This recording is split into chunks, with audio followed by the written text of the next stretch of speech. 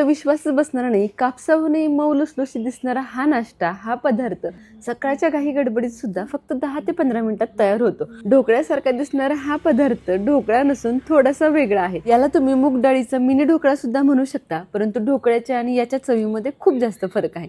चला तर यासाठी 1 वाटी मूग डाळ रात्रभर छान भिजवून घेतली आहे. त्यासाठी छोटा कप रवा आणि छोटा कप दही घेतले.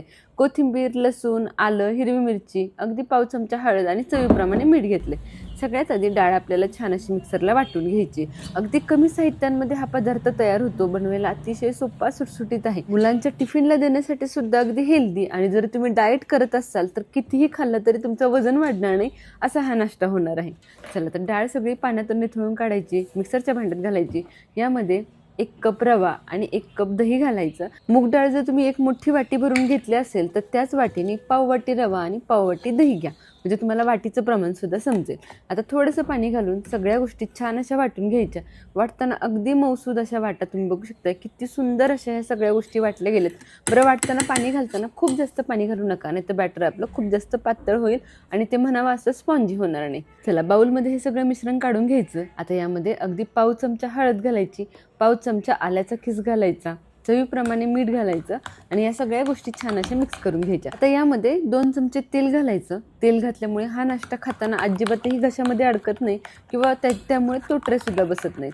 चला, आता व्यवस्थित अशा सगळ्या गोष्टी मिक्स करून झाल्यात. आता झाकण ठेवून याला 10 मिनिटं रेस्टला बाजूला ठेवूयात. तोपर्यंत पाणी गरम करायला ठेवूयात. पाणी गरम होईपर्यंत ज्या काही भांड्यामध्ये तुम्ही हा ढोकळा शिजवून घेणार आहात त्या भांड्याला छान असं तेल लावून घ्यायचं. मी इथे एका डब्याचं झाकण घेतले, ज्यामध्ये ढोकळा व्यवस्थित असा फुलणार आहे. पाण्याला छान उकळी आल्यानंतर या आपल्या मिश्रणामध्ये 1 पॅकेट इनो घालून घ्यायचा. एक अख्खं पॅकेट घाला आणि इनो घातल्यानंतर लगेच मिक्स करायचं. लगेच या प्लेटमध्ये काढायचं आणि शिजायला ठेवायचं. ढोकळ्यामध्ये इनो घातल्यानंतर खूप जास्त वेळ थांबवू नका, पटापट मिक्स करून लगेच शिजायला ठेवा.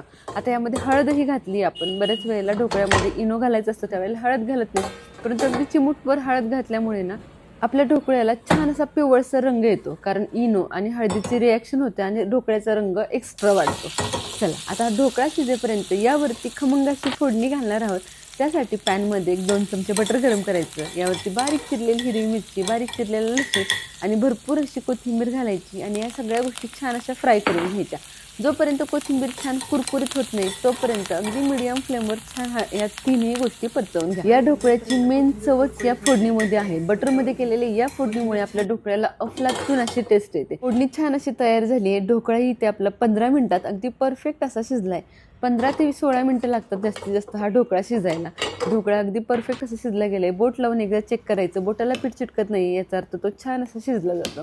चला, तर याचे कापं करून घेऊयात. नेहमीचा ढोकळा जसं चौकोनी आकारामध्ये कट करतो अगदी त्याच पद्धतीने मी कट करून घेते.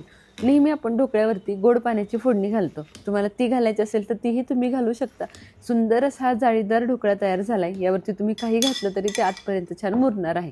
परंतु अशा पद्धतीने जर तुम्ही कधी बटरची फोडणी करून ढोकळ्यावर घातली नसेल ना, तर या पद्धतीने नक्की करून बघा. ही टेस्ट तुम्ही याआधी कधीच खाल्ली नसेल. चला, तर छान अशी फोडणी मी सगळीकडे लावून घेतली आहे. कोथिंबीर छान यामध्ये कुरकुरीत झाल्यामुळे ना ती छान एकसारखी अशी सगळ्या ढोकळ्यावरती पसरली जाते आणि लगेच बारीकही होते. तुम्ही बघू शकता ढोकळा सहजपणे डिमोल्ड होतोय आणि ह्याची जाळीसुद्धा तुम्हाला बघूनच समजत असेल. अगदी कापसाहूनही मऊ लुसलुशीत असे हे पीसेस झालेत.